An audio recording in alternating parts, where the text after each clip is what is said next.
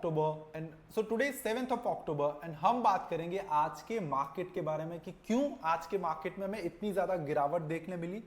Second, ऐसी क्या news थी जिसकी वजह से मार्केट ने इतना ज्यादा जो है मतलब वोलेटिलिटी इंक्रीज हो गई थी। तो सबसे पहले बात कर लेते हैं कि जो स्टेट इलेक्शंस हो रहे थे उसके एग्जिट पोल्स के नंबर्स आ गए थे। तो उस पे ये बताया जा रहा था कि जो कांग्रेस की गवर्नमेंट्स है वो अभी आगे है कंपेयर टू बीजेपी। तो उसकी वजह से मार्केट को ये जो है वो न्यूज समझ में नहीं आई। इट मींस मार्केट ने इसके ऊपर एक गंदा रिएक्शन दिया।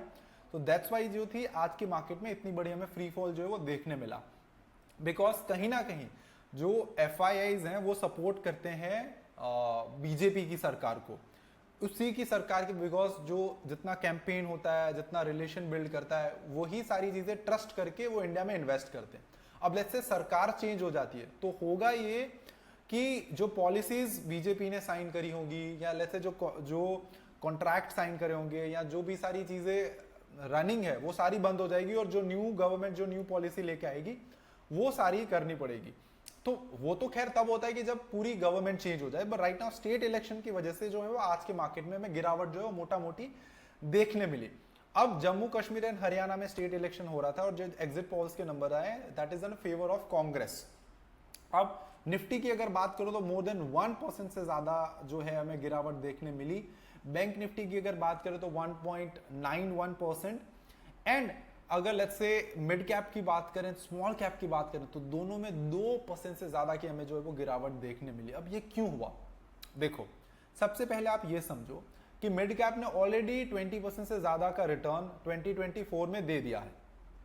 ठीक है, निफ्टी ने 20% से ज्यादा का रिटर्न दे दिया था।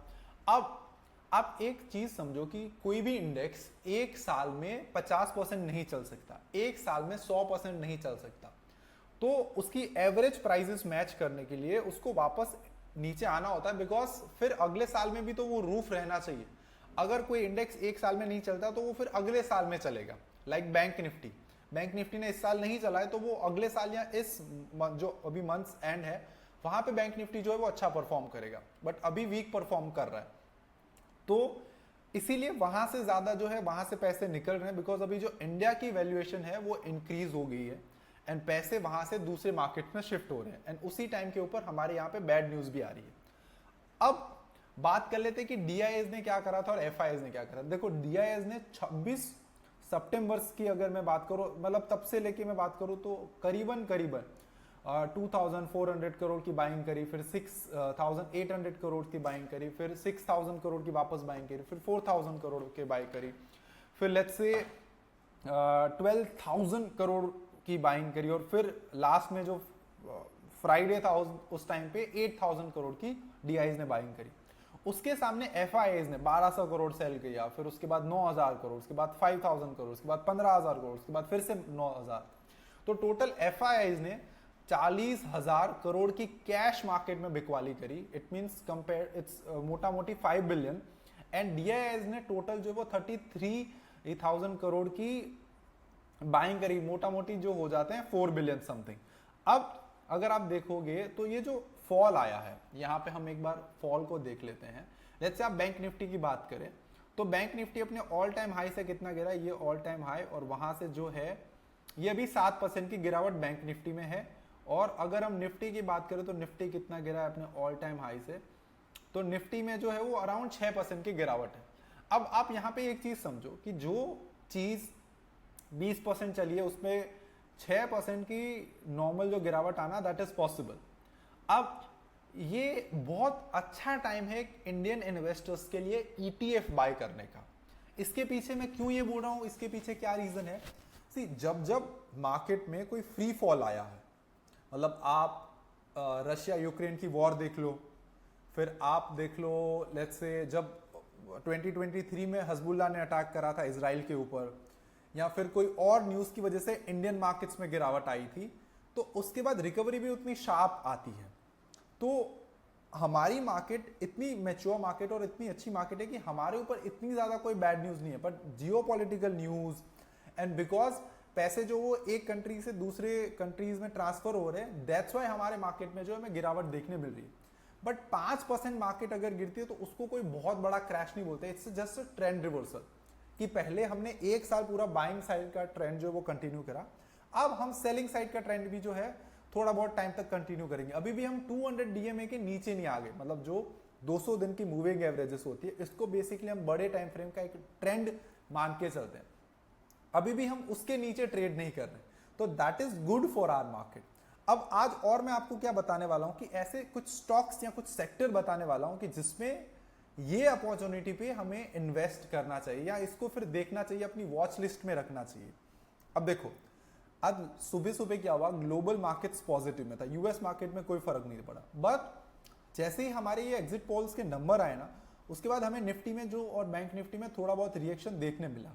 बट यहां पे मैं आपसे ये बात कर रहा हूं कि यूएस मार्केट इतना अच्छा परफॉर्म कर रहा है, तो उसकी वजह से हमें हमारे जो आईटी स्टॉक्स है उसके ऊपर नजर रखनी चाहिए। देखो, दो सेक्टर अभी बहुत अच्छे चल रहे हैं, टोटल मैं 3 सेक्टर बताऊंगा, metal, IT and pharma. Metal, IT and pharma, ये 3 और एफएमसीजी, ये 4 सेक्टर को कोई फर्क नहीं पड़ रहा मार्केट गिर रहा है या बढ़ रहा है, और मैंने उस 4 सेक्टर के जो अच्छे अच्छे स्टॉक्स है उसकी लिस्ट भी बनाई है, तो ये सारी लिस्ट है यहाँ पे। मैं आपको लास्ट में ये एक एक स्टॉक्स और इसके पीछे का रीजन जो है वो आप सभी लोगों के साथ शेयर करने वाला, बट पेशेंस भी बने रहिएगा। अब यहाँ पे दोस्तों आप एक चीज और देखो, तो मैंने ऑलरेडी आप सभी को ना ये लेवल्स मार्क करके दिए हुए थे, आपको ये सारे लेवल्स खुद मार्क कर लेने हैं, और आप देखो कैसे ब्यूटीफुली मेरे लेवल्स जो है वो वर्क कर रहे हैं।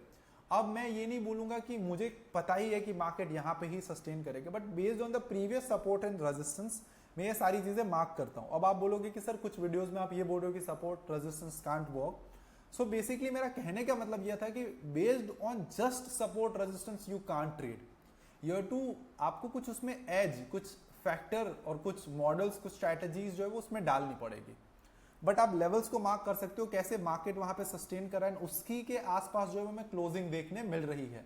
आप कोई भी मेरा लेवल यहां पे देख लो। तो अब ये तो हो गई सारी बात, अब थोड़ी बहुत और बात कर लेते हैं कि वेडनेसडे जो है आरबीआई की तरफ से रेट कट आने वाला है और मॉनेटरी पॉलिसी का जो वो अनाउंसमेंट जो है वो होने वाला है। सो अगर ये जो डेटा है वो हमारे मतलब फेवर में होता है, रेट कट्स होते हैं, तो फिर इंडियन मार्केट जो है वापस ऊपर जाएगी, और यहाँ फिर जो इलेक्शंस के कल रिजल्ट्स आएंगे वो अगर बीजेपी के फेवर में आते तो भी मार्केट ऊपर जाने की पॉसिबिलिटीज है, और या तो फिर Q2 के रिजल्ट्स अच्छे आएंगे। तो देखो सेलिंग हमारे में क्यों आई है, HDFC बैंक, रिलायंस देख लो, इन्फोसिस देख लो, फिर जो भी हमारी लार्ज कैप दिग्गज कंपनियां हैं वो सभी में 5% से ज्यादा की गिरावट फ्रॉम टॉप देखने मिली है, एंड दैट इज वाई जो है वो हमारे मार्केट्स में भी हमें गिरावट देखने मिली। अब बात करते हैं कि आज हुआ क्या, आज का मार्केट कैसा रहा। सबसे पहले मैं 15 मिनट का चार्ट ओपन कर देता हूं और उसके बाद आपको मैं PNL भी शो करूंगा, तो आपको ज्यादा जो है वो देखने में मजा आएगा। अब फ्राइडे मैंने यहां कहीं पे मेरी सेल साइड की पोजीशन बनाई थी, उसके बाद हुआ क्या, मार्केट नीचे गया, ऊपर आ गया, यहां पे मुझे बहुत अच्छा खासा लॉस हुआ था। पहले यहां पे हमने बाय साइड की पोजीशन बनाई, फिर वापस हमने एक सेल साइड की पोजीशन बनाई, तो बहुत लॉस हुआ था हमारा। उसके बाद आज अच्छी खासी जो है मार्केट ने डाउननेस दिखाई, अच्छा खासा मार्केट जो गिरा, और फिर लास्ट में साइडवेज हो गया। सेम बैंक निफ्टी की बात करूं तो bank Nifty is more weaker then the bank Nifty. अब यहां पे आप देखो क्या हुआ था, मार्केट ओपन हुआ, नीचे गिरा, फिर वापस ऊपर आ गया, फिर वापस नीचे गिरा, फिर वापस एक टाइम पे उसने ऑलमोस्ट सब कुछ रिकवर कर लिया था, वो बेसिकली पॉजिटिव में आ गया था, बट वापस जो है बिकॉज ऑफ द FIIs ने आज इतना सेल करा हुआ है, तो वापस जो है वो मार्केट नीचे आ गया। मैं यहाँ पे FIIs और DIIs का डेटा भी जो है आप सभी लोगों को दिखा देता हूँ कि आज टोटल कितनी सेलिंग हुई है, ये भी आपको डेटा में देख के मिल जाएगा। तो टोटल DIIs ने आज 13,000 करोड़ की बाइंग करी हुई है, और FIIs ने 8,293 करोड़ की आज सेलिंग करी हुई है।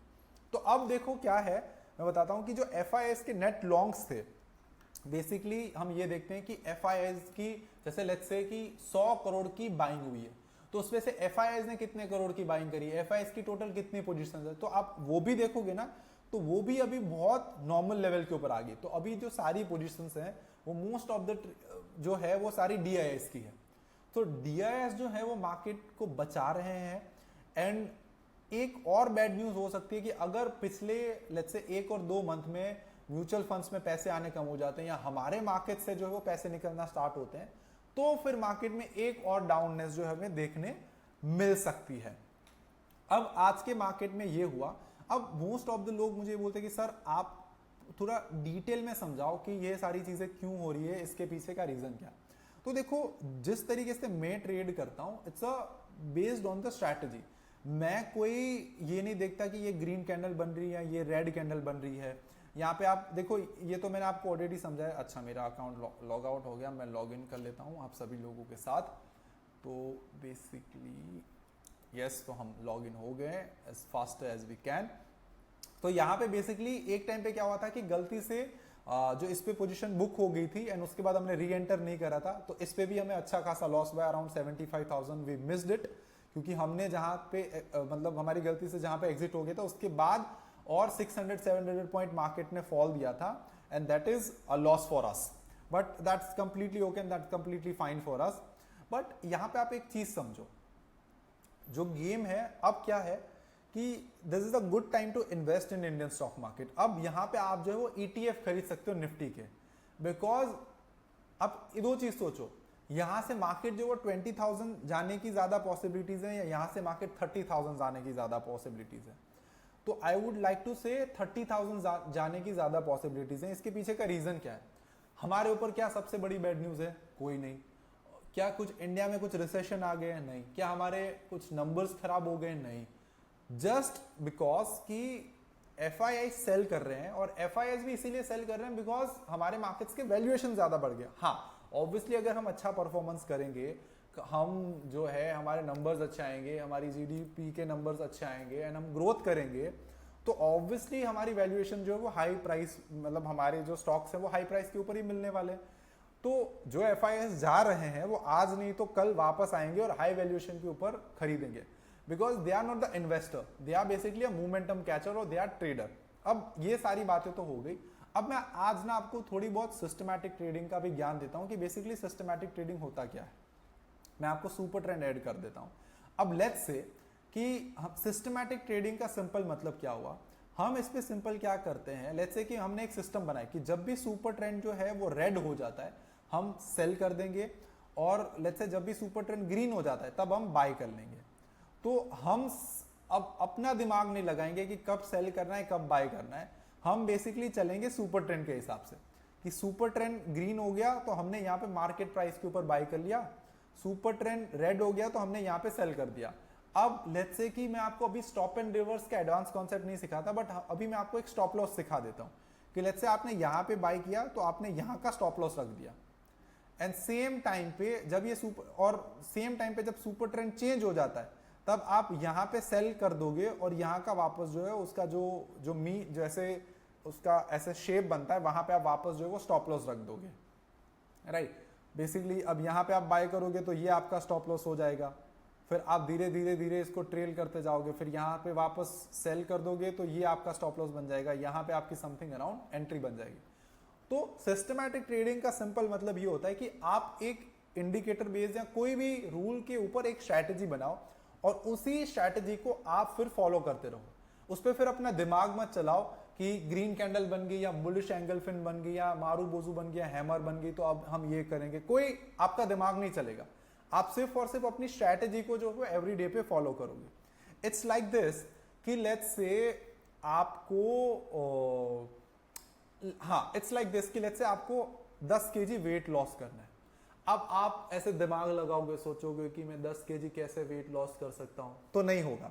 बट अगर आप अपना रूटीन बना लोगे कि हर दिन मैं जाऊंगा, मैं इतनी कैलोरीज बर्न करूंगा, इतना खाना खाऊंगा, इतनी एक्सरसाइज करूंगा, अब ये आप हर दिन जब फॉलो करते रहोगे, हाँ may be there are some good days, there are some bad days, but अगर आपने वो सारी चीजों को फॉलो करते गए तो over the period of time आपको जो है रिजल्ट्स देखने मिल जाएगा। 1-2 दिन में नहीं दिखेगा, जब वो आप कंसिस्टेंसी के साथ करते हो तो आपको वो वहां पे रिजल्ट्स दिखेगा। तो ये बेसिकली होता है सिस्टमैटिक ट्रेडिंग, कि जहां पे आप अपना दिमाग नहीं चलाते, डिस्क्रिशनरी कुछ भी मैन्युअल इंटरेक्शन नहीं करते, जहां पे आपका सिस्टम बोल रहा है वहां पे बाय करोगे, जहां पे आपका सिस्टम बोल रहा है वहां पे सेल करोगे। It's like this. अब यहां पे आप सिंपल देख लो कि यहाँ पे मेरा अभी 75,000 का P&L चल रहा है, और आप वेरीफाइड P&L जो है मेरी YouTube प्रोफाइल के ऊपर जाके देख सकते हो। I have a 2 verified PNL की, जहां पे लिंक्स आपको कहीं पे भी मेरे यूट्यूब प्रोफाइल में मिल जाएगा। अब मोतीलाल अकाउंट्स में आज क्या पीएनएल रहा वो थोड़ा इंटरेस्टिंग है आप सभी लोगों के लिए। मैं वापस लॉग इन कर लेता हूं।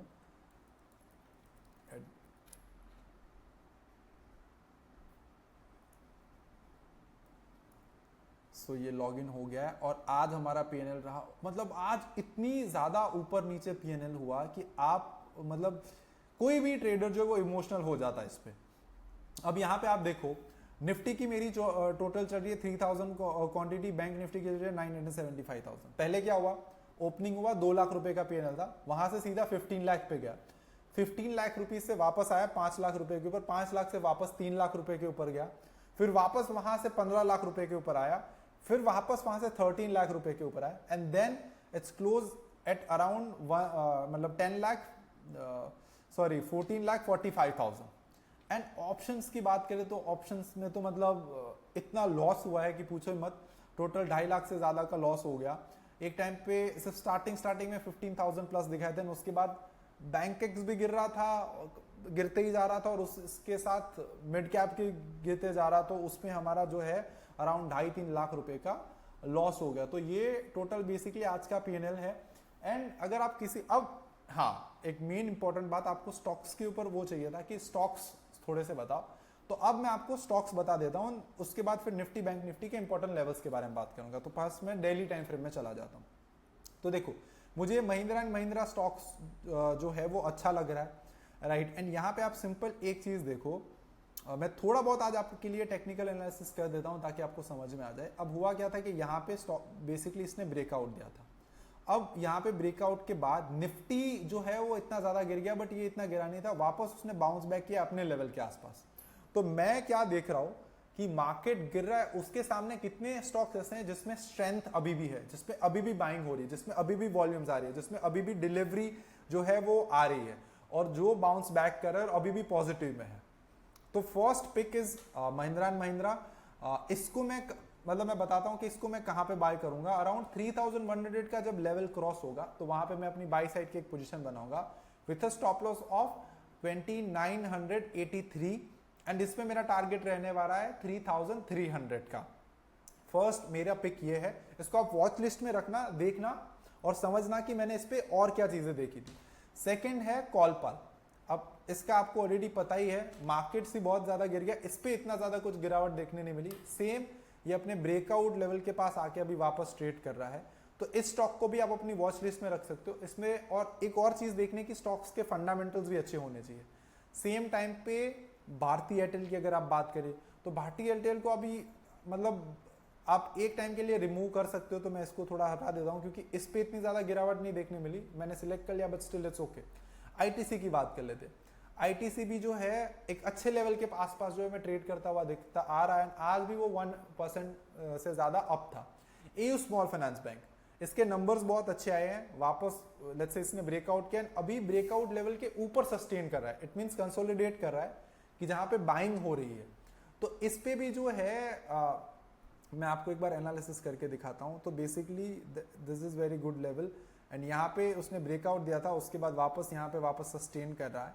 एंड इस पे भी जो है मैं 780 760 के टारगेट जो है वो विद इन अपकमिंग वीक्स दिखने मिल सकते हैं। 740 पे मैं इसको बाय करने की सोचूंगा, मतलब 740 पे I am thinking to entering in that stocks, and इस पे जो मेरा टारगेट रहेगा दैट इज 760 और 780 विथ स्टॉप लॉस ऑफ 780 और समथिंग। इंडियन सीमेंट्स की बात करें, टॉप ऊपर के लेवल के ऊपर इतना वॉलेटिलिटी स्क्रू हो रहा है इस पे, और इतनी ज्यादा अच्छी तरीके से इसमें बाइंग हो रही है, वॉल्यूम्स इसके अच्छे हैं, फंडामेंटल्स अच्छे हैं। आप अगर डेली वीकली टाइम फ्रेम में भी देखो तो वहां पे भी ब्रेकआउट करने के बाद ऊपर के लेवल के ऊपर कंसोलिडेट कर रहा है, एंड कंटिन्यूस स्टॉक में बाइंग हो रही है, जस्ट बिकॉज अभी होल्ड के ऊपर है, बिकॉज मार्केट जो है वो गिर रहा है।